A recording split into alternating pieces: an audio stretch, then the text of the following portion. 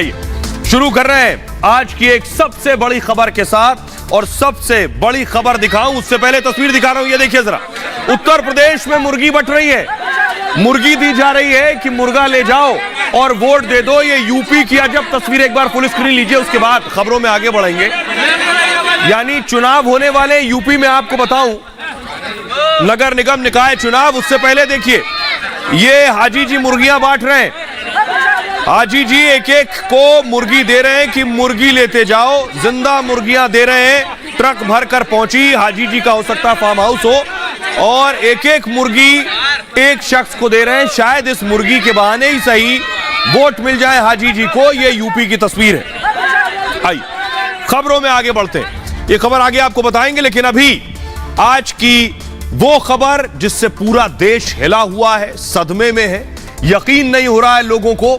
लेकिन इस हैवान की हकीकत और ज्यादा डराने वाली।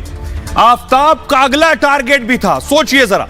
सिर्फ श्रद्धा नहीं, इसने सिर्फ श्रद्धा के 35 टुकड़े नहीं किए, इसके टारगेट पर क्या कुछ और लड़कियां भी थीं। ये मैं क्यों कह रहा हूं, तस्वीर में दिखाने जा रहा हूं। जो अगली तस्वीर दिखाई जरा, ये आप देख रहे हैं, तस्वीर मैंने धुंधली की है, आपको दिखा नहीं सकता हूं।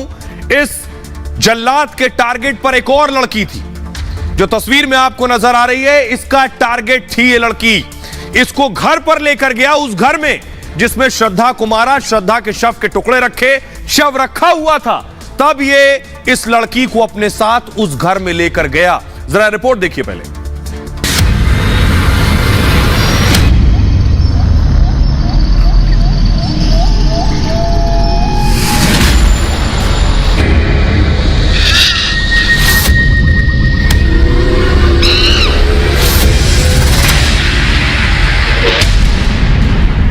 पहले इसी घर में आफताब ने श्रद्धा की हत्या की और उसकी लाश के साथ उसी कमरे में रह रहा था।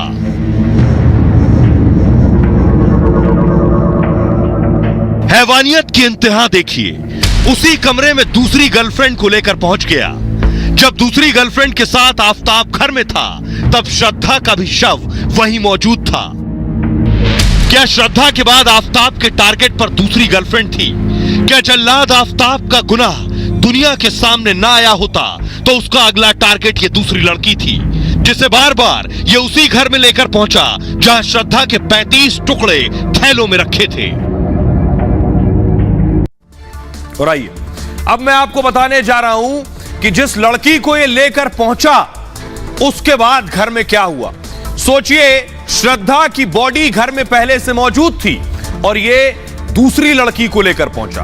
कैसे जाल में फंसाता था ये लड़कियों को, ये भी आपको बताऊंगा। लेकिन पहले ये देखिए जरा, ये आप देख रहे हैं आज घर की शक्लो सूरत बदली हुई है। एक तरफ आपको वो फ्रिज नजर आ रहा है जिसमें श्रद्धा की बॉडी रखी थी, तो एक अलमारी भी है इधर, इस अलमारी में भी श्रद्धा की बॉडी रखी थी। ये पहली बार सबसे बड़ा खुलासा हो रहा है। और आगे आपको दिख रहा है आफताब, और आफताब के साथ मौजूद है एक लड़की, और उस लड़की को वो बुके गिफ्ट कर रहा है। ये लड़की कौन थी? क्या ये लड़की आफताब का अगला टारगेट थी?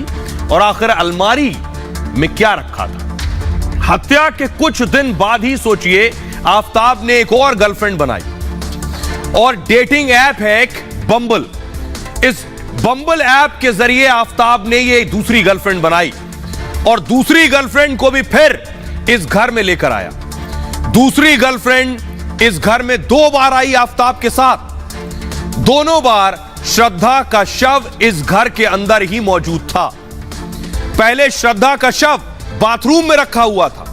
जैसे ही आफताब ये दूसरी गर्लफ्रेंड को लेकर आने वाला था, तो शव उठाकर अलमारी में रख दिया आफताब ने। श्रद्धा का शव इस अलमारी में रखा गया, और फिर आफताब ने 300 लीटर का फ्रिज खरीद लिया। और दूसरी बार जब गर्लफ्रेंड आई तो श्रद्धा का शव इस फ्रिज में रख दिया। 18 दिन तक आफताब शव के टुकड़ों के साथ इस घर में रहा। आफताब रोजाना फ्रिज को खोलता और श्रद्धा का सिर देखता जो कि फ्रिज में रखा था। पुलिस बम्बल ऐप से संपर्क कर सकती है इस वक्त, क्योंकि बम्बल ऐप से ही इसने गर्लफ्रेंड बनाई। क्या इसका ये इस्तेमाल अक्सर करता था? आफताब से जुड़ी जानकारी पुलिस बम्बल ऐप के जरिए मांग सकती है। बाकी गर्लफ्रेंड की जानकारी भी पुलिस इस ऐप के जरिए ही निकालेगी। बम्बल ऐप एक डेटिंग मोबाइल ऐप है और बम्बल ऐप का मुख्यालय अमेरिका में। पुलिस सारे सबूत इस वक्त जुटाने की कोशिश कर रही है, लेकिन इस हिला देने वाली हत्याकांड के बाद नेताओं का कहना है, गिरिराज सिंह कह रहे हैं, यह सीधे एक लव जिहाद का मामला है। जरा सुनिए। ये एक लव जिहाद, एक तरह से मिशन चल गया है मुस्लिम का। लव जिहाद, लोगों को ठगना, हिंदू लड़कियों को बहला फुसला करके अपने साथ जोड़ना और जोड़ करके और फिर उसे इस ढंग से या तो छोड़ देना या मौत के घाट उतार देना, ये दुर्भाग्यपूर्ण है। तो सवाल यह है कि आखिर आफताब को सजाए मौत होगी? फांसी से कम देश को मंजूर नहीं। आफताब जेल में, ये आज की तस्वीरें मैं आपको दिखा रहा हूं, जेल में कैसे कटी है आफताब की रात। ये वो विजुअल, ये तस्वीरें आप देख रहे हैं। इन्हीं सलाखों में रात गुजारी है आफताब ने। अगली तस्वीर दिखाइए जरा, ये आप देख रहे हैं, ये सो रहा है आफताब, लेकिन फांसी से ज्यादा दूर नहीं है। ये मैं क्यों कह रहा हूं, ये आपको बताऊंगा कि आफताब ने कबूलनामा क्या किया है, और जो कबूलनामा आफताब ने किया है उसके बाद सजाए मौत से कम मिलने वाली नहीं है। देखिए जरा, ये इसलिए कह रहा हूं, आफताब ने हत्या की बात कबूल की है। पहली बात, श्रद्धा के पिता के सामने आफताब ने कबूला है। आफताब ने पुलिस से कहा है, आई किल्ड हर, यानी मैंने ही उसे मारा है। इसे आफताब ने कबूल कर लिया और श्रद्धा के पिता ने अब इंसाफ की मांग की है। उस पिता ने कहा है कि इस शख्स को, इस जल्लाद को फांसी ही होनी चाहिए। आफताब को मौत की सजा की मांग श्रद्धा के पिता कर रहे हैं। गंभीर धाराओं में केस दर्ज हो चुका है आफताब के खिलाफ। धारा 302 यानी हत्या का केस दर्ज हुआ है, हत्या का केस, और इस केस में सजाए मौत से उम्र कैद तक की सजा होती है। 35 टुकड़े किए हैं और यह रेयरेस्ट ऑफ रेयर की श्रेणी में आता है। यह मामला दोष सिद्ध होने पर फांसी हो सकती है आफताब को। आफताब पर सबूत मिटाने के भी आरोप हैं। इस पूरे मामले की साजिश के मेहरौली पुलिस थाने में केस दर्ज हुआ है आफताब के खिलाफ। महाराष्ट्र के कोल्हापुर में इससे पहले ऐसी ही घटना हुई थी। मां के टुकड़े करने वाले बेटे सुनील को फांसी की सजा दी गई थी। सेशंस कोर्ट ने उसे सजाए मौत दी थी। तो आफताब को भी फांसी से कम नहीं होगी। और पहली बार अब मैं आपको सुनाने जा रहा हूं, पहली बार सुनिए, श्रद्धा के पिता को आप सुनेंगे। वो पिता जिसने अपनी बेटी को खो दिया, वो पिता जिसकी बेटी के इस हैवान ने 35 टुकड़े किए। क्या आप कह रहे हैं श्रद्धा के पिता? जरा उन्हें सुनिए। आपको कब पता चला कि श्रद्धा मिसिंग है? आपने कब पुलिस से कंप्लेन लिखवाई? किसने आपको जानकारी दी थी? 14 अगस्त को मुझे पता चला। अब जब पुलिस ने आफताब से पूछताछ की, क्या उसने आपके सामने कबूला कि उसने श्रद्धा के बॉडी के टुकड़े किए, 35 टुकड़ों में उसकी बॉडी को काटा? जी जी, आप वहीं थे? पुलिस दिल्ली, जी मैं वही था, मेरे सामने उसने डिक्लेयर किया। आप अभी इस लड़ाई को कैसे लड़ रहे हैं? आप क्या चाहते हैं कि प्रशासन कैसी कार्रवाई करे, कैसी सजा मिले? नहीं, ये इसकी सजा तो मतलब उसके फांसी के अलावा कोई हो ही नहीं सकती है। तो हमारे सहयोगी अनामिका ने श्रद्धा के पिता से बात की है। वो पिता भी फांसी की मांग कर रहा है आफताब के लिए। आफताब कितना शातिर था ये मैं आपको बताने जा रहा हूं। देखिए जरा, 18 मई को आफताब ने श्रद्धा को मार दिया। उसके बाद हत्या के बाद भी यह श्रद्धा का फोन चला रहा था। आफताब के पास ही श्रद्धा का फोन था और सोशल मीडिया पर दोस्तों से संपर्क कर रहा था। श्रद्धा के दोस्तों से भी बात कर रहा था, जिससे लगे कि श्रद्धा जिंदा है। इंस्टाग्राम पर श्रद्धा के दोस्तों से बात कर रहा था। श्रद्धा के अकाउंट से पोस्ट भी किए हैं इसने बाकायदा, और श्रद्धा को जिंदा दिखाने की साजिश थी इसकी। बाद में आफताब ने इस मोबाइल को फेंक दिया जो श्रद्धा का था, और पिता को गुमराह करने की कोशिश की। श्रद्धा के गुम होने की कहानी गढ़ने लगा कि श्रद्धा कहां गई है मुझे नहीं पता है। अब पुलिस मोबाइल को ढूंढ रही है। श्रद्धा का वो मोबाइल जो कई राज खोल सकता है। आखिरी लोकेशन का पता लगाने की कोशिश कर रही है पुलिस की आखिरी बार यह फोन कहां इस्तेमाल किया गया। सोशल मीडिया इस्तेमाल पर भी पूछताछ की जाएगी आफताब से। आइए अब मैं आपको सुनवाता हूं उस दोस्त को। श्रद्धा का एक दोस्त था लक्ष्मण। यह वो दोस्त था जिसने श्रद्धा के पिता को बताया कि श्रद्धा फोन नहीं उठा रही, जिसने श्रद्धा के पिता को बताया कि श्रद्धा कोई सोशल मीडिया पर अब पोस्ट नहीं कर रही है। यह वो दोस्त था जो श्रद्धा और उनके पिता के बीच कड़ी था, जो श्रद्धा की बात पिता को और पिता की बात श्रद्धा को बताता था। उस दोस्त लक्ष्मण को सुनिए। लगभग अगस्त से मुझे ऐसा चिंता होने लग गई कि ये अभी लास्ट 2 महीने पहले उसने कांटेक्ट किया था, उसके बाद अगस्त का महीना हो गया, अभी तक उसके साइड से कोई रिप्लाई आया नहीं, मेरे किसी भी टेक्स्ट का रिप्लाई आया नहीं, फोन स्विच ऑफ आ रहा था। सो मुझे दूसरों को, मेरे फ्रेंड सर्कल में कॉमन फ्रेंड्स है, उनको मैंने पूछना चालू किया। एंड देन लेटर ऑन मैंने फिर किसी से भी कोई मुझे अपडेट नहीं मिला, तो फाइनली मैंने उनके ब्रदर को बता दिया कि ऐसा है। लास्ट मेरा उनसे जुलाई में बात हुआ था, उसके बाद से आज तक मेरा उनके साथ कोई कांटेक्ट नहीं हो पा रहा है। So it's better that we reach out to cops and check seek for their help. कि वो दोनों में क्या झगड़ा होता था क्या? बहुत झगड़े होते थे। लक्ष्मण को आपने सुना। अब पुलिस इन्वेस्टिगेशन को आगे बढ़ा रही है और उस जंगल में पहुंची है। ये आप देख रहे हैं, ये आफताब को आप देख रहे हैं, पुलिस आज जंगल में लेकर पहुंची और ये वही जंगल है जहां इस हत्यारे ने शव के 35 टुकड़े फेंके। इसी मेहरौली के जंगल में पुलिस लेकर आई है आफताब को मुंह छिपाए हुए। देख रहे हैं, पुलिस इन्वेस्टिगेशन को आगे बढ़ा रही। बहुत घना जंगल है, बहुत बड़ा जंगल है। पुलिस आफताब को इस जंगल में दूसरी बार लेकर आई है। यहां शव के टुकड़े ढूंढे जा रहे हैं। पुलिस की तलाश है श्रद्धा के सिर की। पुलिस को अब तक श्रद्धा का सिर नहीं मिला है। 35 टुकड़ों में कुछ टुकड़े मिले हैं, लेकिन सिर अब तक नहीं मिला है। देखिए जरा, ये आप देख रहे हैं, कुछ इसी तरह का जंगल है और इस जंगल में आफताब को लेकर पहुंच रही है पुलिस। पुलिस को 12 टुकड़े अब तक मिल चुके हैं इस जंगल से। 12 टुकड़े श्रद्धा के शव के। शरीर की कुछ हड्डियां भी पुलिस को बरामद हुई हैं श्रद्धा की। और पुलिस को अब श्रद्धा के सिर की तलाश है। सिर अब तक नहीं मिला है पुलिस को। शव के बाकी टुकड़े जो हैं, ये भी पुलिस जंगल में तलाश रही है इस वक्त। और इसीलिए आफताब को बार बार लेकर आ रही है मेहरौली के जंगल में। दिल्ली का मेहरौली जंगल जो है, ये बहुत बड़ा है।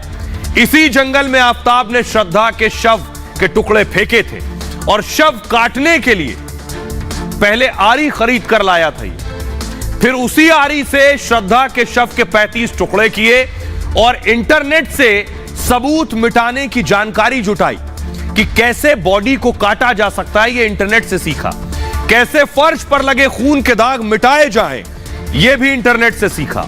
बाकायदा सल्फर हाइपोक्लोराइड एसिड लेकर आया, उसके बाद उससे उसने फर्श को धोया है। और फॉरेंसिक जांच के दौरान डीएनए सैंपल ना मिले, इसलिए पूरे फर्श को आफताब ने धो दिया। श्रद्धा और अपने खून से सने हुए जो कपड़े थे, उन्हें भी ठिकाने लगाया इसने। कूड़ा उठाने वाली एमसीडी की वैन आई, उस वैन में इसने अपने खून से सने कपड़े फेंक दिए और 18 दिन तक शव के टुकड़ों को यह ठिकाने लगा रहा था। पॉलिथीन में शव के टुकड़े पैक करता था और उसके बाद इसी जंगल में आकर फेंक देता था। ये जो आप देख रहे हैं, ये जो ब्लैक पॉलिथीन में टुकड़े देख रहे हैं, इसी तरह के पैकेट्स में भरकर मेहरौली के जंगल में अलग अलग जगहों पर जाकर फेंकता था, ताकि इन्हें इकट्ठा ना किया जा सके, ताकि इन्हें बटोरा ना जा सके। और महीनों बीत गए हैं, पुलिस कैसे ढूंढेगी, कहां ढूंढेगी। और रात 2 बजे लेकर ये जंगल में इन पैकेट्स को निकलता था और इधर उधर कहीं फेंक कर आता था। मेहरौली के जंगल में शव के टुकड़े फेंके, इसीलिए पुलिस यहां लेकर पहुंच रही है। फ्रिज की भी फॉरेंसिक जांच होगी, वो फ्रिज जिसमें इसने शव के टुकड़े रखे थे। आफताब के लैपटॉप की भी फॉरेंसिक जांच की जाएगी, क्योंकि इसी लैपटॉप से इंटरनेट के जरिए शव को ठिकाने लगाने और काटने के तरीके इसने सीखे हैं। आइए अब आपको सुनवाता हूं मैं, सुनिए जरा। हमारी सहयोगी प्रियंका जंगल, मेहरौली के जंगल पहुंची, जहां आफताब को लेकर पुलिस की टीम पहुंची थी। देखिए उनकी जरा रिपोर्ट। देखिए ये बैठा हुआ आफताब, ये बैठा हुआ आफताब, आफ्ताब जवाब दो। आफ्ताब जवाब दे। आफ्ताब जवाब देना पड़ेगा आपको। आफ्ताब जवाब क्यों मारे श्रद्धा को? आफ्ताब जवाब से मत देखिए भागो, आफ्ताब देखिए जवाब दो। ये बैठा हुआ है आफ्ताब और यहीं से पूरे क्राइम सीन को रिक्रिएट किया जाएगा। ये देखिए इसने सफेद रंग के गमछे से चेहरा ढका हुआ है, नीले रंग की इसने ये जैकेट पहनी हुई है, नीले रंग का ये पहना हुआ है टी शर्ट। आफ्ताब बोल, आफ्ताब श्रद्धा को क्यों मारा? आफ्ताब श्रद्धा को क्यों मारा? क्यों मारा? श्रद्धा का दोष क्या था? आफ्ताब श्रद्धा का दोष क्या था? श्रद्धा को क्यों मारा? देखिए कुछ भी बोलने से बच रहा है। और आइए अब मैं आपको बताने जा रहा हूं पुलिस को क्या मिल गया है और पुलिस को किस चीज की तलाश है। पुलिस को फ्रिज मिल गई है। इस फ्रिज में 35 टुकड़े काट के रखे थे। इसकी फॉरेंसिक जांच कराई जाएगी इस पूरी फ्रिज की। अगली तस्वीर दिखाइए। कुछ इस तरह की आरी थी, कहा जा रहा है आरी से शव को काटा है। कुछ इस तरह की आरी थी, अभी आलाए कत्ल नहीं मिला है, यानी जिससे काटा गया शव को वो आरी नहीं मिली है। अब मैं आपको सुनवाने जा रहा हूं, सुनिए जरा उस दुकानदार को जिसने आरी बेची थी और उस दुकानदार को जिसने फ्रिज बेची थी, दोनों को सुनिए। मैम आफ्ताब ने ये बोला है कि वो करीब 6 महीने पहले यहाँ पर आया था और यहाँ से एक नाइफ और गार्बेज बैग्स उसने खरीदे थे। पुलिस उसको लेकर आई थी तो उसने हमारे सामने बोला था कि हमने यहाँ से खरीदे थे। बट हमें ऐसे तो मैम देखो कितने कस्टमर्स आते हैं, हमें कुछ याद नहीं है कि 6 महीने पहले कोई ऐसा, और रेगुलर कस्टमर तो है नहीं कोई, ऐसे तो बहुत रूटीन के कितने कस्टमर्स आते हैं, हम ऐसे तो नहीं पहचानते उसको। बट उसने पुलिस को ये स्टेटमेंट दिया है कि मैंने यहाँ से ख़रीदा था 19/5 को 2022 को। 19/5 को। हाँ। किस तरह का फ्रिज था एक बार बता दीजिए। डबल डोर का फ्रिज था, LG का। नहीं, बड़ा फ्रिज के लिए बोला था, डबल डोर का फ्रिज हमारे पास अवेलेबल होते हैं, वो हम दे दिए। डबल डोर, उसने खुद बोला था कि डबल डोर का चाहिए? सर इतना तो याद नहीं है, 5 महीने पहले की बात है, पुराना। हाँ, जैसे नॉर्मल कस्टमर को डील करते हैं वैसे ही हम दिया। छोटा सा लेसरेशन था एक्चुअली, राइट फोर आर्म में छोटा लेसरेशन था। मैंने उससे पूछा कि ये कैसे हुआ आपको, तो मुझसे बोला कि मैं फ्रूट कट कर रहा था और ये एक्सीडेंटली कट हो गया, छोटा सा कट लग गया है, फ्रूट कट कर रहा था। तो मैं एक्चुअली वो देखकर उसको लग नहीं रहा था कि ये कोई क्राइम करके मर्डर करके आया, क्योंकि वो काफ़ी बोल्ड लग रहा था। बातचीत में काफ़ी जो है ओवर कॉन्फिडेंट भी था, काफ़ी बोल्ड भी था और थोड़ा एग्रेशन था उसके बातचीत करने में। ऐसा लग रहा था काफ़ी एग्रेसिव है, मतलब हमारी नहीं सुनेगा ये, खाली अपनी कह रहा है ये। तो मैंने स्टेशन लगाया उसको और 2 दिन पहले जब पुलिस उसको लेकर आई तो मैं तो पहचान गया उसको कि ये तो आफ्ताब वही है, बॉम्बे वाला लड़का है ये। तो फिर बाद में दिल्ली पुलिस जो है मेरोली ब्रांच ने बताया कि सर इसने मर्डर किया हुआ है। जिस डॉक्टर को आप सुन रहे थे ये वो डॉक्टर था जब आफ्ताब ने श्रद्धा को और उसके शव को आरी से काटा। इस दौरान आफ्ताब खुद भी जख्मी हो गया, तब इस डॉक्टर के पास पहुंचा और डॉक्टर ने उसको स्टिचेस, टाके भी लगाए। लेकिन इस घटना के बाद पूरे देश में गुस्सा है, सोशल मीडिया पर लोगों का गुस्सा है। लोग क्या लिख रहे हैं ये आपको सुनवाते हैं। लोग लिख रहे हैं, हर्षित धूपिया ने लिखा है, बाप मना नहीं करता बेटी को ऊंची उड़ान से, बस वो डरता है आसमान में बाज बहुत हैं। निरंजन पाटिल ने लिखा, अपनी बेटी को श्रद्धा होने से बचाएं। मुजीब रहमान ने लिखा है, आफ्ताब को फांसी होनी चाहिए। पुरुषोत्तम यादव लिख रहे हैं, इंसानियत को तार तार कटने वाली ये घटना है, सख्त से सख्त सजा होनी चाहिए आफ्ताब को। आइए अब आपको सुनवाते हैं, लोगों को सुनिए, क्योंकि हर नुक्कड़ पर, चौक चौराहे पर, गली में, घर पर, परिवार में इस हत्याकांड पर बात हो रही। सुनिए जरा लोग क्या कह रहे हैं। देखिए, इसको हत्याकांड तो नहीं कहेंगे, ये साक्षात बिल्कुल प्रत्यक्ष रूप से जघन्य लव जिहाद का एक सीधा साधा उदाहरण है। बहुत ही सख्त कानून बना करके इस पर कड़ी से कड़ी कार्रवाई करनी चाहिए। लोग इसको लव जिहाद के रूप में आगे बढ़ाते चले जा रहे हैं। एक धर्म विशेष के लोग दूसरे धर्म के विशेष की लड़कियों को इस तरह से शादी विवाह करके, फंसा के, मार काट के उनका जीवन और उनके परिवार को बर्बादी में लगे हैं। इसमें सबसे बड़ी बात है कि सरकार को इसमें एक भयंकर कानून बनाना चाहिए। श्रद्धा हत्याकांड जो था ये प्लान था, जिस हिसाब से आफ्ताब ने पहले से फ्रिज खरीदा और उस श्रद्धा की निर्मम हत्या करके उसके शरीर के 35 टुकड़े आरी से काटे हैं, तो इससे मालूम पड़ता है कि वो लोग उस तरह के सोच रखने वाले लोग कितने निर्दयी होते हैं। योगी जी और मोदी जी को एक सख्त कानून बनाना चाहिए कि ऐसे अपराधियों को, जो ये सब कर रहे हैं, पूरा गैंग इनका है, पूरा गैंग ये कर रहे हैं, ये कलावा बांध के मंदिर में और क्या कहते हैं स्कूलों में खड़े होते हैं आके, इस तरह काम कर रहे हैं। इसलिए इसमें एक सख्त कानून बनना चाहिए और इन अपराधियों को फांसी की सजा देनी चाहिए जिस तरह के अपराध कर रहे हैं। जो इसमें दोषी है उसे कस कार्रवाई होनी चाहिए और ऐसा दोबारा ना हो तो इसके ऊपर बहुत बड़ी कार्रवाई हो और बुलडोजर चलना चाहिए। ये साजिशन हत्या करी गई है और ये लोग टारगेट बेसिस काम करते हैं। इस लव जिहाद जो कर रहे हैं लोग, इनके ऊपर सरकार को और इनको समाज को जागरूक होना पड़ेगा। इस तरह के जल्लाद पहले भी सामने आए हैं। आइए कुछ आपको बताता हूं, इससे पहले इस तरह की घटनाएं देश में कब हुई हैं। ये आप देख रहे हैं गुलाटी हत्याकांड।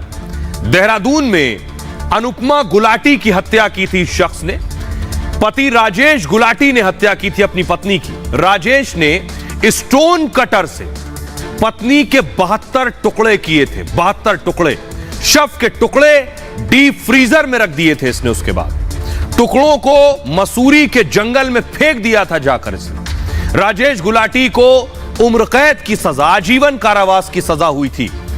कोल्हापुर हत्याकांड, शराब के पैसे ना देने पर मां की हत्या कर दी थी इस शख्स ने। हत्यारे बेटे ने मां के शव के भी टुकड़े कर दिए थे और कोर्ट ने आरोपी को सजाए मौत दी थी। बेला रानी दत्त मर्डर केस, इसमें कोलकाता में बेला रानी नाम की महिला की हत्या हुई।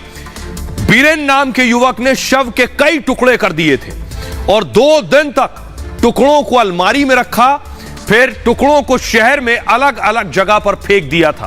कोर्ट ने बीरेन को फांसी की सजा सुनाई थी। इसलिए देश आफ्ताब के लिए भी फांसी की सजा की मांग कर रहा है। खबरों में आगे बढ़ते हैं। आज की एक और खबर, बड़ी खबर है। प्रधानमंत्री नरेंद्र मोदी इंडोनेशिया में है और वहां जो देखने को मिला वो बता रहा है कि कैसे पीएम मोदी का जादू चारों तरफ चल गया है। यह तस्वीर देखिए जरा। बाइडेन आए, मोदी से हाथ मिलाया। यह सामान्य हैंडशेक नहीं है। यह तस्वीर मैं आपको फिर से दिखाऊंगा कि बाइडेन ने जैसे मोदी को देखा, ये देखिए, मोदी के साथ आए, उसके बाद ये देखिए आए बाइडेन मोदी को देखकर और उनसे हाथ मिलाने के लिए। आप देख रहे हैं यह सामान्य तस्वीर नहीं है। मोदी को देखते ही बाइडेन खींचे चले आए। ये तस्वीर, अगली तस्वीर दिखाई। ये प्रधानमंत्री मोदी और बाइडेन की मुलाकात की तस्वीरें मैं आपको दिखा रहा हूं। ये देखिए, एक दूसरे से गले मिले, जिस गर्मजोशी से मिले, ये बताता है कि बाइडेन प्रधानमंत्री के कितने बड़े मुरीद हैं। ये रिपोर्ट देखिए जरा।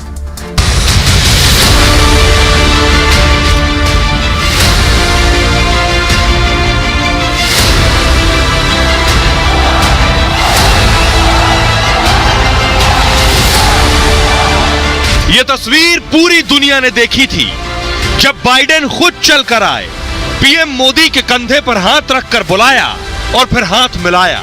मोदी से मिलने की बाइडेन की यह बेकरारी पूरी दुनिया ने देखी।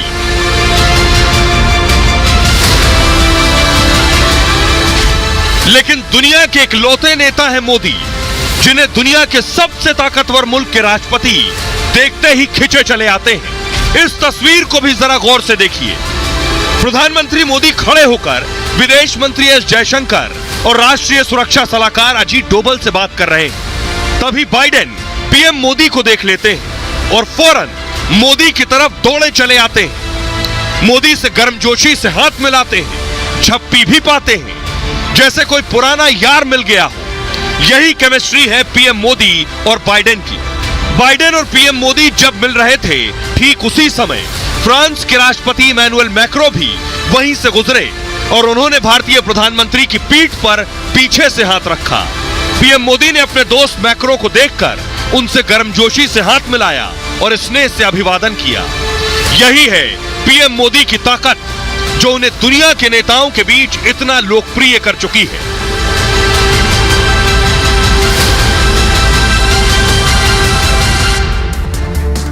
और आइए अब आपको बताने जा रहा हूं कि कैसे बाइडेन जो है वो मोदी के फैन बन गए हैं। ये देखिए जरा। ये दोनों की मुलाकात की आज की तस्वीर मैं आपको दिखा रहा हूं। पीएम मोदी के कायल हो गए बाइडेन। अमेरिका जैसा मुल्क जो सबसे ताकतवर देश खुद को कहता है और है भी बहुत हद तक, काफी देर तक दोनों में बातचीत होती रही। बातचीत के तरीके से आप समझिए, G20 में मोदी से मुलाकात को बेकरार नजर आ रहे थे बाइडेन। कई बार मोदी की तारीफ पहले भी कर चुके हैं बाइडेन। क्वाड की बैठक में मोदी की तारीफ में कसीदे पड़े थे। कोरोना संकट पर बेहतर तरीके से हैंडल किया पीएम मोदी ने, यह तारीफ की। अमेरिका के जो नेशनल सिक्योरिटी एडवाइजर हैं जैक सुलिवन, उन्होंने क्या कहा यह आपको बता रहा हूं। उनका कहना है बाइडेन मोदी के बीच एक रचनात्मक संबंध है और दोनों नेताओं के बीच व्यवहारिक रिश्ते भी हैं। अगले साल भारत आ सकते हैं जो बाइडेन मिलने के लिए और 2023 में भारत में G20 सम्मेलन होना है। मोदी के साथ दोस्ती मजबूत करने पर इस वक्त फोकस है अमेरिका का। आइए अब मैं आपको दिखाने जा रहा हूं, ऐसा पहली बार नहीं है कि केवल बाइडेन के साथ मोदी के अच्छे रिश्ते हों। ये देखिए, ट्रंप के साथ भी ऐसे ही रिश्ते थे। इसी गर्मजोशी के साथ मुलाकात होती थी। खुद ट्रंप ने बुलाया जब प्रधानमंत्री मोदी को अमेरिका में, वो तस्वीरें भी आपने देखी हैं। हाउडी मोदी कार्यक्रम जो हुआ, न सिर्फ ट्रंप, एक और तस्वीर मैं आपको दिखाने जा रहा हूं और पूर्व राष्ट्रपति अमेरिका बराक ओबामा के साथ भी बहुत शानदार रिश्ते रहे प्रधानमंत्री मोदी के। यह बताता है कि प्रधानमंत्री मोदी से जो मिलता है वो एक बार में उनका फैन हो जाता है। आइए अब आपको सुनवाने जा रहा हूं अमेरिका के प्रवक्ता विदेश मंत्रालय के जेड तरार क्या कह रहे हैं, सुनिए। देखिए, गर्मजोशी आपने बिल्कुल ठीक कहा है। ये आप देख भी सकते हैं खुद तस्वीरों में। और मैं ये भी कहूँगा कि एक दोस्ती भी है राष्ट्रपति बाइडेन और मोदी जी के बीच, जो कि दिखाई भी देती है। इस वक्त तो स्केड्यूल बन रही है, तो ये मैं नहीं कह सकता कि बैठक होगी या नहीं होगी। उम्मीद तो यही है कि हम बातचीत को जारी रखेंगे और ये भी कि हाँ बिल्कुल बेशक के कई ऐसे मुद्दे हैं जिनमें शायद हम एक ही एग्जैक्ट यानी कि सेम टू सेम जो रास्ता है उसको हम नहीं देखते। लेकिन इसका मतलब ये नहीं है कि हमारी जो ताल्लुकात हैं वो कम है या कोई झगड़ा है। मैं ये कहूँगा कि हर एक देश ने अपने राजनीति को अपने ही नज़र से उन्होंने आगे चलाना है। और हम समझते हैं कि जो सबसे महत्वपूर्ण बात है वो ये है कि हमने रूस पे दबाव रख रहे हैं, अपने दोस्तों पर दबाव नहीं रख रहे। ये सिर्फ बाइडेन नहीं, पूरी दुनिया मोदी की दीवानी है। ये मैं क्यों कह रहा हूं, तस्वीरों से देखिए, तस्वीरें झूठ नहीं बोलती। ये प्रधानमंत्री मोदी और बाइडेन की जिस तरह से बात हो रही है, ये पता चल रहा है कि दो नेताओं में कैसे रिश्ते। अब हाथ देखिए जरा, बाइडेन का हाथ प्रधानमंत्री नरेंद्र मोदी की पीठ पर, एक हाथ ये आप देख रहे हैं, दूसरा हाथ देखिए, दोनों ने दूसरा हाथ मिला रखा है, सीधे हाथ से दोनों हाथ मिला रहे हैं। बाइडेन ने प्रधानमंत्री मोदी की पीठ पर हाथ रख रखा है। यह बता रहा है कि दोनों में किस तरह के रिश्ते हैं, किस तरह की गर्मजोशी है। जो रिश्तों में पीछे देखिए अजीत डोभाल आपको खड़े नजर आ रहे हैं, उनके पीएम मोदी के पीछे विदेश मंत्री खड़े हुए हैं। यह पता चल रहा है कि कैसे बाइडेन कितने ध्यान से पीएम मोदी को सुन रहे हैं। यह दीवानगी है, सिर्फ बाइडेन नहीं। अगली तस्वीर दिखाई जरा। अब यह देखिए, ब्रिटेन के पीएम, नए पीएम बने ब्रिटेन के हिंदू पीएम ऋषि सुनक को आप देख रहे हैं। प्रधानमंत्री मोदी से मिल रहे हैं, पहली बार मिल रहे हैं। लेकिन आपको इस तस्वीर में कहीं देखकर नहीं लगेगा कि यह मुलाकात पहली मुलाकात है। बातचीत से पता चल रहा है न जाने कब से दोनों एक दूसरे को जानते हैं। यही खासियत है पीएम मोदी की। आइए अगली तस्वीर दिखाते हैं मैं आपको। ये आप देख रहे हैं। अब इस तस्वीर को देखिए जरा, मैक्रो पीछे से आए और उन्होंने प्रधानमंत्री की पीठ पर हाथ रखा। फुल स्क्रीन लीजिए जरा तस्वीर मैक्रो की, कि मैक्रो कैसे पीछे से आए। ये देखिए, पीएम मोदी की पीठ पर हाथ रखा, क्योंकि पीएम मोदी बाइडेन से बात कर रहे थे। पीएम मोदी की पीठ पर हाथ रखा और उसके बाद पीएम मोदी ने मैक्रो से, फ्रांस के राष्ट्रपति से हाथ मिलाया है। ये देखिए, प्रधानमंत्री ने हाथ उठाया, उसके बाद मैक्रो ने हाथ मिलाया। पहले मैक्रो ने पीएम मोदी की पीठ पर हाथ रखा है। यह बताता है कि आखिर कैसी दीवानगी है दुनिया में पीएम मोदी को लेकर। और ये देखिए, इंडोनेशिया के राष्ट्रपति जोको विडोडो, ये आप देख रहे हैं, प्रधानमंत्री से मिलते हुए। इंडोनेशिया में ही G20 सम्मेलन हो रहा है। यह बताता है, अब मैं आपको बताने चाह रहा हूं कि आखिर यह दीवानगी है क्यों। प्रधानमंत्री मोदी में ऐसा क्या है जो दुनिया के बड़े बड़े नेता पीएम मोदी के फैन होते जा रहे हैं। कोई तो खासियत होगी, बेवजह कोई किसी का फैन नहीं होता। तो वो खासियत मैं आपको बताने जा रहा हूं पीएम मोदी की जो बाकी नेताओं में नहीं है। देखिए जरा, ये आप देख रहे हैं, सब प्रधानमंत्री मोदी के साथ खड़े हैं। क्यों? बेवजह नहीं है। बाइडेन पुतिन दोनों मोदी के दोस्त हैं, यानी दो जानी दुश्मन हैं बाइडेन और पुतिन, फिर भी दोस्त मोदी के हैं दोनों। मोदी की स्पष्टवादिता के सब कायल हैं कि प्रधानमंत्री मोदी स्पष्ट बोलते हैं, जो बोलते हैं साफ बोलते हैं और सामने बोलते हैं, कुछ छिपाते नहीं, कुछ दबाते नहीं। हमेशा मोदी हमेशा खरी बात करते हैं नेताओं के सामने। इसके उदाहरण भी हमने देखे। मोदी की ईमानदारी सबसे ज्यादा नेताओं को प्रभावित करती है। अंतर्राष्ट्रीय मामलों में भारत अब राह दिखा रहा है। इमरान खान तारीफ कर रहे हैं, अमेरिका तारीफ कर रहा है, पुतिन तारीफ कर रहे हैं, बेवजह नहीं है। वैश्विक मामलों में भारत की भागीदारी और ज्यादा बढ़ गई है। जटिल मामले जो होते हैं वहां भारत नैरेटिव सेट करता है। जहां किसी को समझ ना आ रहा हो पुतिन से बात करनी है नहीं करनी है, पुतिन से तेल खरीदना है नहीं खरीदना है, तो भारत नैरेटिव सेट करता है कि जो हित में होगा वो काम होगा, और इसी की तारीफ बाकी देश करते हैं। यूक्रेन जंग पर मोदी ने खरी बात रखी कि जंग अच्छी बात नहीं है। सबने तारीफ की कि मोदी ने बिल्कुल सही कहा है। मोदी का व्यक्तित्व भी सबको कायल बना रहा है, और पुतिन ज़ेलेंस्की भी मोदी की तारीफ करते हैं। इनसे बड़े जानी दुश्मन तो कोई नहीं होंगे। पुतिन भी तारीफ कर रहे हैं और ज़ेलेंस्की भी। दुनिया को पीएम मोदी से ही उम्मीद दिख रही है इस वक्त। उनको लग रहा है, सोचिए क्यों दुनिया को यह लग रहा है कि पीएम मोदी जंग रुकवा सकते हैं। संकट में मोदी की योजना सबसे बेहतर लोगों को लग रही है। कोरोना संकट के वक्त भी दुनिया ने मोदी का ही लोहा माना है। दुनिया के कई देशों को भारत ने उस परेशानी भरे वक्त में भी वैक्सीन भेजी। यूक्रेन में फंसे भारतीयों को सुरक्षित बाहर निकाला है। न सिर्फ यूक्रेन, अफगानिस्तान याद करिए, अफगानिस्तान से भी भारतीयों को निकाला था। भारत दुनिया की 5वीं सबसे बड़ी अर्थव्यवस्था है, और इसी वजह से दुनिया के देश मोदी के मुरीद हो गए हैं। यह है हकीकत। आइए अब मैं आपको बताता हूं कि आखिर प्रधानमंत्री मोदी ने बताया कि कैसे भारत आगे बढ़ रहा। सुनिए। आज का भारत अपनी विरासत पर गर्व करते हुए, अपनी विरासत को समृद्ध करते हुए, जड़ों से जुड़े रह करके आसमान छूने के लक्ष्य के साथ विकसित भारत बनाने के लक्ष्य को लेकर के अब निकल पड़ा है। 21वीं सदी में आज विश्व की भारत से अपेक्षाएं हैं, जो आशाएं हैं, भारत उसे अपनी एक जिम्मेवारी समझता है, एक दायित्व के रूप में देखता है, और हम दुनिया की भलाई के लिए अपने आप को आगे बढ़ाने के लिए मक्कम है, संकल्पबद्ध है। आज जब पूरा विश्व एनवायरमेंट फ्रेंडली और होलिस्टिक हेल्थ केयर की तरफ आकर्षित हो रहा है, तो भारत का योग, हमारा आयुर्वेद, ये पूरी मानवता के लिए तोहफा है। और ये क्यों दुनिया मोदी की फैन है, ये भी मैं आपको बताने जा रहा हूं। जंग चल रही है रूस और यूक्रेन के बीच। दुनिया की नजर सिर्फ मोदी पर है कि मोदी रुकवा सकते हैं। अगली तस्वीर दिखाइए। मोदी पुतिन से भी बात कर रहे हैं, मोदी ज़ेलेंस्की से भी बात कर रहे हैं। मोदी ये भी कह रहे हैं कि जंग रोको, मोदी पुतिन से तेल भी खरीद रहे हैं। आखिर ये सब कैसे हो रहा है, बड़ा सवाल ये है। ये मैं आपको बताने जा रहा हूं कि मोदी बोलते हैं तब दुनिया न सिर्फ सुनती है बल्कि मानती भी है। यही हुआ है आज। ड्राफ्ट में वही लाइनें लिखी गई हैं साझा बयान में जो मोदी ने कही थी।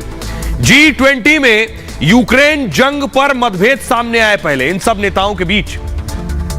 पुतिन के खिलाफ कड़े शब्द पर मतभेद थे। हुआ यह कि G20 सम्मेलन का मसौदा अटक गया था कि पुतिन के खिलाफ कड़े शब्द नहीं होंगे।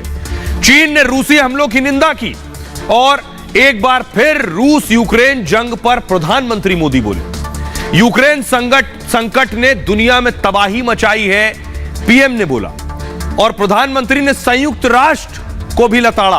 उन्होंने कहा यूएन ने यूक्रेन संकट पर कुछ नहीं किया, संयुक्त राष्ट्र जंग रोकने में असफल रहा है। सोचिए जरा, बड़े बड़े मुल्क संयुक्त राष्ट्र के अध्यक्ष में मेंबर्स हैं। हमें जंग रोकने का रास्ता खोजना होगा, पीएम मोदी ने कहा। जंग की वजह से सप्लाई चेन पर असर पड़ा है और जेलेस्की ने तुरंत युद्ध रोकने की अपील की। जेलेस्की भी इसमें मौजूद थे। रूस को G20 से बाहर करने की मांग उठी। G20 के मसौदे को लेकर गतिरोध था उस वक्त तक। एक बार फिर मोदी मंत्र पर दुनिया चली है। मोदी के बयान को इस मसौदे में शामिल किया गया, जो बात मोदी ने कही थी।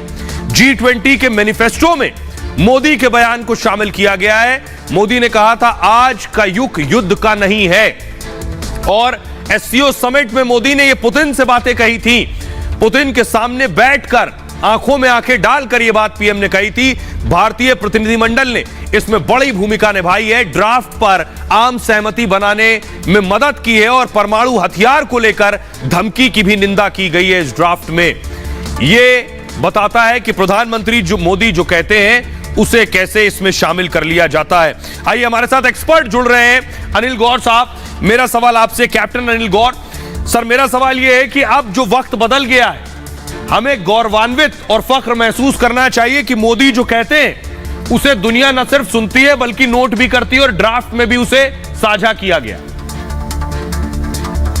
देखिए, प्रधानमंत्री मोदी शुरू से यही कह रहे हैं कि जो युद्ध है वो किसी भी समस्या का समाधान नहीं है। इन्होंने पहले भी कहा और आज G20 के अंदर भी इन्होंने यही कहा कि देखिए, हमें जो तरीका ढूंढना चाहिए कि आपस में बैठ के ये जो युद्ध चल रहा है यूक्रेन और रशिया का, इसके अंदर किसी तरीके से सीज फायर हो, क्योंकि ये जो युद्ध चल रहा है ये दुनिया के लिए विनाशकारक बन रहा है। अफ्रीका के अंदर वहाँ पे फूड ग्रेन्स की प्रॉब्लम पड़ रही है, यूरोप में एनर्जी क्राइसिस हो रहा है। तो इसलिए युद्ध जो है किसी भी चीज़ का समाधान नहीं है। हमेशा बैठ के और आपस में एक दूसरे के साथ बैठ के अक्रॉस द टेबल बात करके ही वो समाधान है।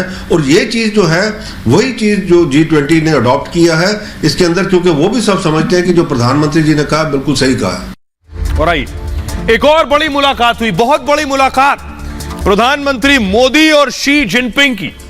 ये एक्सक्लूसिव मुलाकात है, किसी को यकीन नहीं था ये मुलाकात होगी। फुल स्क्रीन लीजिए जरा तस्वीरें, ये आप देख रहे हैं प्रधानमंत्री मोदी और जिनपिंग मिल रहे हैं और मिसेस जिनपिंग भी नजदीक में खड़ी है। सामने अगर आपको नजर आ रहा हो, ठीक बगल में जिनपिंग के मिसेस जिनपिंग खड़ी हुई हैं और देखिए प्रधानमंत्री बात कर रहे हैं और मिसेस जिनपिंग मुस्कुरा रही हैं। जिनपिंग से क्या कह रहे हैं पीएम मोदी, और ऐसा क्या कहा कि मिसेस जिनपिंग हंस पड़ी। यह मुलाकात सुर्खियों में इसलिए है क्योंकि बॉर्डर पर टेंशन भी है। उस दौरान यह मुलाकात होना, आखिर क्या बातचीत हुई दोनों के दरमियान, ये आपको बताते हैं हम कि आखिर जब पीएम मोदी और जिनपिंग मिले तो वजह यह है दरअसल कि आखिर मोदी और जिनपिंग की मुलाकात एक्सपेक्टेड नहीं थी कि ये दोनों नेता भी मिलेंगे। देखिए जरा, बाली में मोदी और जिनपिंग की मुलाकात हो गई और G20 समिट में डिनर के दौरान ये दोनों नेता मिले, हाथ मिलाकर एक दूसरे का हालचाल लिया। मोदी जिनपिंग के बीच ये शिष्टाचार मुलाकात है दरअसल, और तीसरी बार राष्ट्रपति बनने के बाद जिनपिंग की यह पहली मुलाकात है। आधिकारिक बैठक का कोई कार्यक्रम पहले से तय नहीं था कि पीएम मोदी और जिनपिंग मिलेंगे ही, और दोनों नेताओं में द्विपक्षीय मुलाकात की संभावना भी नहीं थी। SCO की बैठक में भी दोनों की मुलाकात नहीं हुई थी और प्रधानमंत्री मोदी कल 8 देशों के साथ द्विपक्षीय बैठक करने वाले हैं। 8 बड़े लीडर्स के साथ कौन कौन है देखिए जरा। ऋषि सुनक ब्रिटेन के पीएम, मैक्रो के साथ भी बैठक करेंगे, फ्रांस के राष्ट्रपति जो है, इंडोनेशिया, स्पेन, इटली के नेताओं से भी प्रधानमंत्री मिलेंगे, जर्मनी, ऑस्ट्रेलिया, सिंगापुर के नेताओं के साथ भी बैठक करने वाले हैं। आइए, इसके बाद इन बैठकों के दरमियान प्रधानमंत्री जब जाते हैं उस देश जहां भारतीय रहते हो, उन भारतीयों से जाकर जरूर मिलते हैं। हमेशा प्रधानमंत्री की आदत है। तो प्रधानमंत्री के लिए रेड कारपेट थी। प्रधानमंत्री जब अपनों से मिलने के लिए पहुंचे, अगली तस्वीर दिखाइए जरा, ये आप देख रहे हैं। जब लोग मिले पीएम मोदी से तो देखिए जरा, खुशी देखिए, चेहरे की खुशी खुद ब खुद सब कुछ बयां कर रही है कि प्रधानमंत्री को देखने के लिए, उनसे मिलने के लिए किस कदर बेकरारी थी। और ऐसा था कि जैसे एक सपना, एक ख्वाब पूरा हो गया हो कि प्रधानमंत्री उनके बीच खड़े हो गए और प्रधानमंत्री हिंदुस्तान से इंडोनेशिया गए थे। तो एक गाना, एक पुरानी फिल्म का चिट्ठी आई, अगली तस्वीर दिखाइए जरा। उस पर पिछली तस्वीर दिखाइए, पिछली तस्वीर को दिखाइए, इसको फुल स्क्रीन लीजिए और सुनिए जरा लोग कौन सा गाना गा रहे हैं।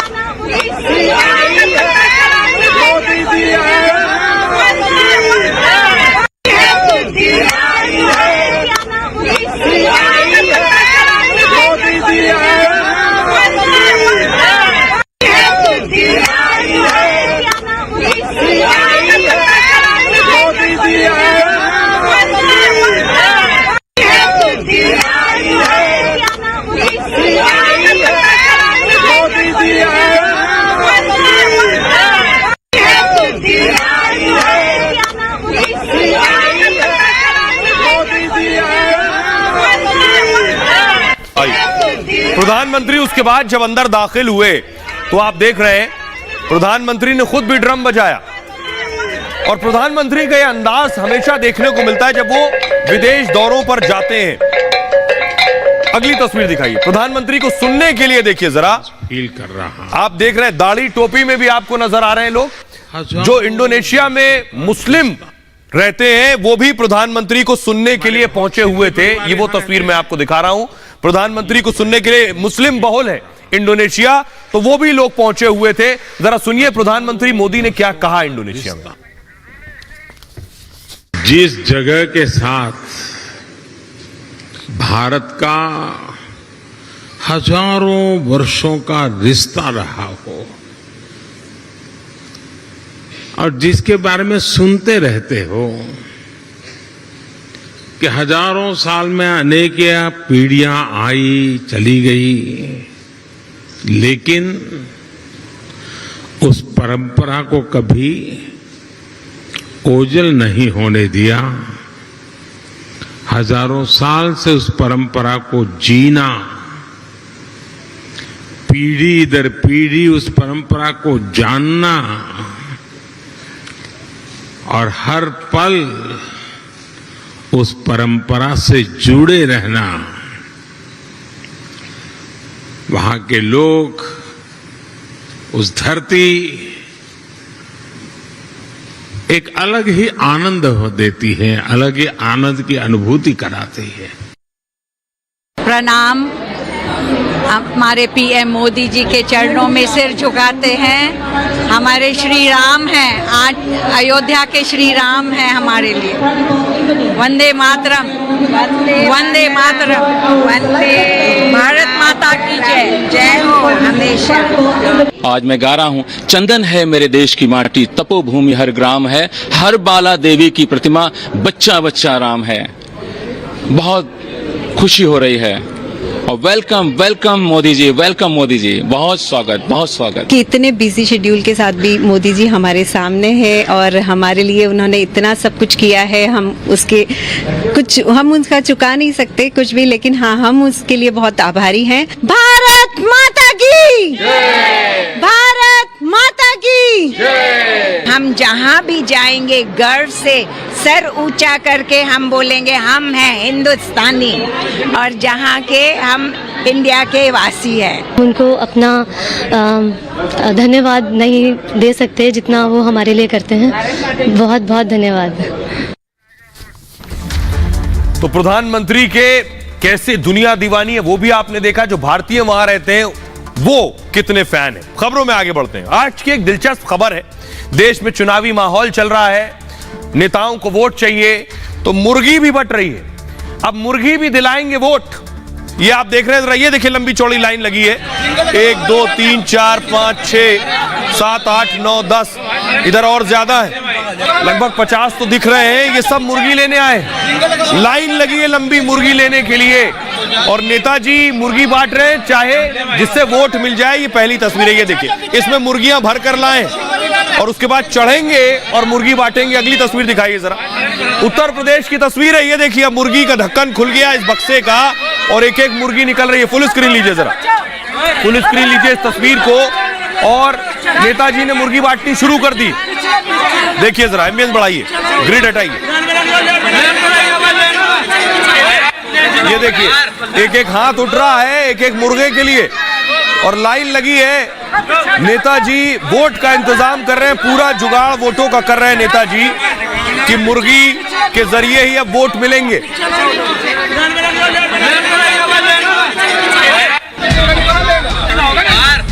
एक कहावत है कि वोट के लिए नेता कुछ भी कर सकते हैं। यूपी के शामली से आई तस्वीर इस बात का जीता जागता उदाहरण है। चेयरमैन बनने के लिए पूर्व चेयरमैन ने पूरे कस्बे को ही चिकन पार्टी दे दी। मुर्गों का तो कुछ नहीं है जी, ये तो चुनावी फंडा है सब। अच्छा, अब से पहले तो कोई मुर्गा नहीं बन रहा उन्होंने। पहले तो यो टंकी पे चढ़ा करे था, कभी नहर में पड़ जाता, कभी खड़े साफ करा करे था। अच्छा, अब मुझे लग रहा है मुर्गे खुआ गए, काफी हो जाएगा। नेताजी ने मुर्गे से भरा ट्रक मंगवाया तो मुर्गा लेने के लिए लोगों की लाइन लग गई। यूपी में वोट के लिए मुर्गा और शराब बांटना कोई नई बात नहीं। अब देखना होगा कि मुर्गा पार्टी से नेताजी फिर से चेयरमैन बन पाते हैं या बाजी कोई और मार लेगा और नेताजी के खाते में अंडा आएगा। अंडा मतलब 0 सीट नेताजी के खाते में आएगी। आइए बताता हूं नेताजी कहां के हैं, कहां रहने वाले हैं और मुर्गी कहां बांट रहे थे, ये आप देख रहे हैं। अब मुर्गी वोट दिलाएगी, ये बड़ी बात है। दरअसल शामली उत्तर प्रदेश का जिला है, पश्चिमी उत्तर प्रदेश का शामली। शामली में लोगों को खुलेआम बांटा गया ये मुर्गा, ये जो आप देख रहे हैं। और पूर्व चेयरमैन ने एक ट्रक मुर्गा भरकर मंगवाया और कांधला के पूर्व चेयरमैन हाजी इस्लाम पर यह आरोप लगा है कि उन्होंने मुर्गे बंटवाए। मुर्गा लेने के लिए भारी भीड़ भी जुटी, जो तस्वीरों में मैंने आपको दिखाया। वोटरों को रिझाने के लिए घर घर मुर्गा बांटा गया। लोगों को बुला बुलाकर मुर्गा लेने वालों ने हाजी इस्लाम की तारीफ की। अब हाजी जी को भरोसा है कि मुर्गे के बहाने शायद वोट मिल जाए। मुर्गा बांटने पर पूर्व चेयरमैन हाजी इस्लाम का बयान यह है कि मुर्गा बांटकर जनता का वो कर्ज चुका रहे हैं। दरअसल लोगों का प्यार है कि मेरे बुलाने पर इतने लोग आ गए हैं। हाजी इस्लाम 2 बार कांधला के चेयरमैन भी रह चुके हैं, तो क्या पहले भी मुर्गी बांट कर ही चेयरमैन बने?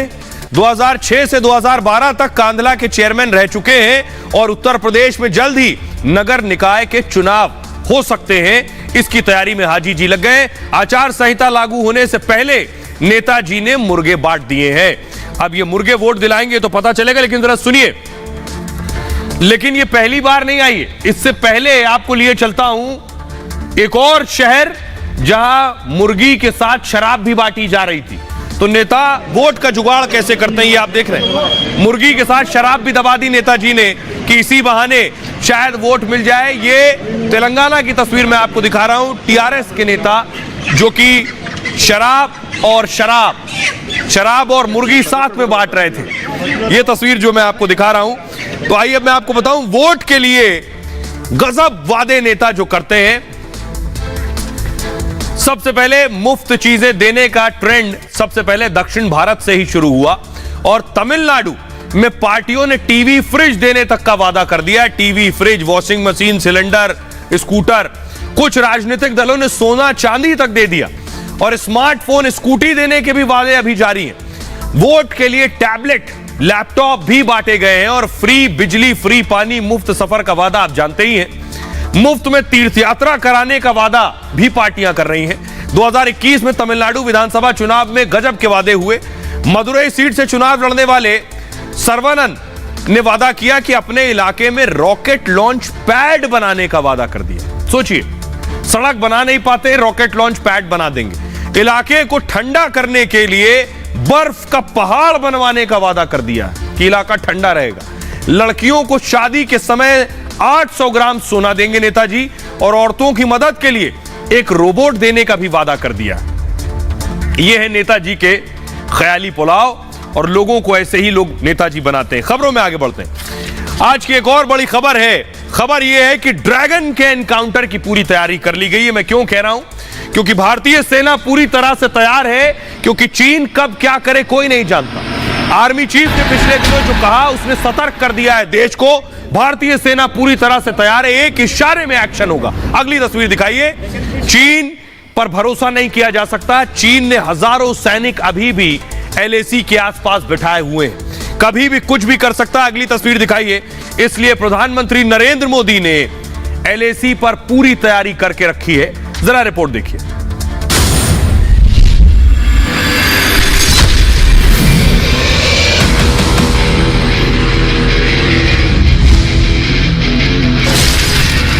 लद्दाख में लाइन ऑफ एक्चुअल कंट्रोल पर गरजते टैंक, बरसते गोले और हुंकार भरते जवानों की ये तस्वीरें देख चीन घबरा रहा होगा।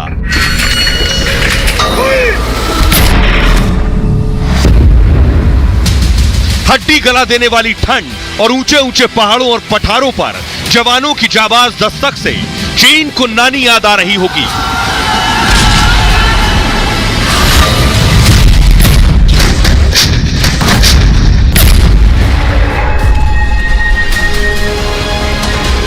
भारत ने एलएसी पर चीन की हरकतों पर लगाम लगाने के लिए पुख्ता तैयारी कर ली है। खबर है कि मोदी सरकार ने लद्दाख में एलएसी पर अपने 50,000 जवान अतिरिक्त तैनात कर दिए हैं ताकि ठंड के मौसम में चीन कोई हरकत न कर पाए और कोई हरकत करे तो उसे उसी की भाषा में जवाब दिया जा सके। दरअसल जब से भारत ने गलवान घाटी में चीनी सैनिकों को नदी पर पटक पटक कर मारा है, तब से चीन कुछ ज्यादा ही अग्रेसिव है और चीन जितना एग्रेसिव है, भारत उससे कहीं ज्यादा अटैकिंग, उसे जैसे को तैसा जवाब देने को तैयार है जो उसे पच नहीं रहा। और आइए अब मैं आपको दिखाता हूं कि भारत ने क्या तैयारी करके रखी हुई है। ये जो आप देख रहे हैं, ये है हिंदुस्तान की तैयारी।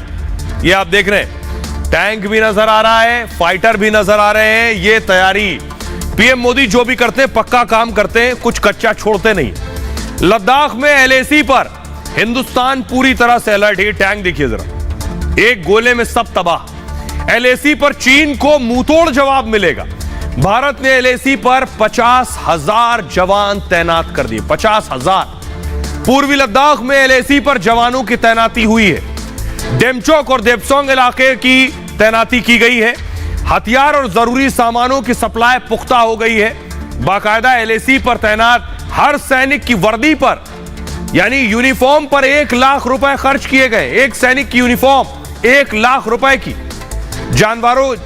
जवानों के लिए स्पेशल 3 लेयर वाली वर्दी का इंतजाम किया गया है। ठंड बहुत ज्यादा होती है ताकि 12,000 फीट की ऊंचाई पर चीन को जवाब दे सके। आउटपोस्ट पर जवानों के लिए विशेष थर्मो टेंट लगाए गए, यानी वर्दी भी बेहतरीन, टेंट भी शानदार। जवानों को तंदुरुस्त रखने के लिए खास डाइट भी दी जा रही है। -40 डिग्री ठंड से निपटने के लिए सप्लीमेंट भी दिए जा रहे हैं जवानों को। पैंगोंग झील से हॉट स्प्रिंग तक 20 किलोमीटर तक सड़क तैयार कर दी गई है, क्योंकि चीन से अब तक 16 दौर की बातचीत हो चुकी है। सैन्य कमांडरों के बीच हुई बात, लेकिन विवाद अब तक निपटा नहीं है पूरी तरह से। आइए हमारे साथ खास मेहमान जुड़ रहे हैं। हमारे साथ अनिल गौर साहब जुड़ रहे हैं। गौर साहब, मेरा सवाल आपसे, दर्शकों को जल्दी से बताइए कि भारत की कितनी तैयारी है? आर्मी बिल्डअप करते रहेंगे हम। अब यही हो सकता है कि आर्मी बिल्डअप से ये होगा कि चीन आगे का जो है एग्रेसिवनेस जो है वो वहाँ पे नहीं अपनी फौजें भेजेगा, क्योंकि उसको पता है कि अगर वहाँ पे फौजें भेजेगा तो वो जो है जंग की खतरा है। पहले कर चुका वो, क्योंकि उसको पता था हमारी प्रिपेयर्डनेस नहीं थी पूरी, इस हिसाब से वो कर चुका। अब जो है चीन जंग नहीं चाहेगा पर वहां से वकेट भी नहीं करेगा, और हम अब उसको यही है कि इकोनॉमिकली हिट कर सकते हैं। वो मेरे को लगता है बहुत मुश्किल रहेगा, क्योंकि ऑलरेडी हम देख रहे हैं कि गलवान इंसिडेंट के बाद हमारा जो ट्रेड है चीन के साथ वो तकरीबन डबल हो गया है। 120। अनिल गौर साहब को आप सुन रहे थे, जो बता रहे थे भारत पूरी तरह से तैयार है। बहरहाल ये भारत की बात है, मैं इतना ही। आप अपना बहुत ख्याल रखिए। एक छोटे से ब्रेक के लिए रुक रहे हैं, लौट रहे हैं कुछ और बड़ी खबरों के साथ।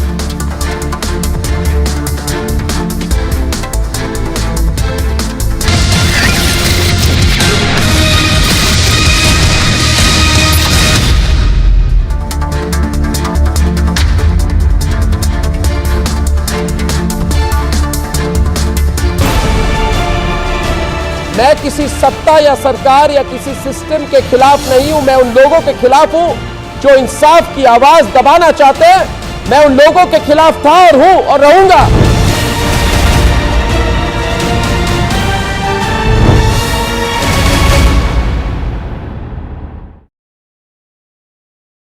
संजीव जी,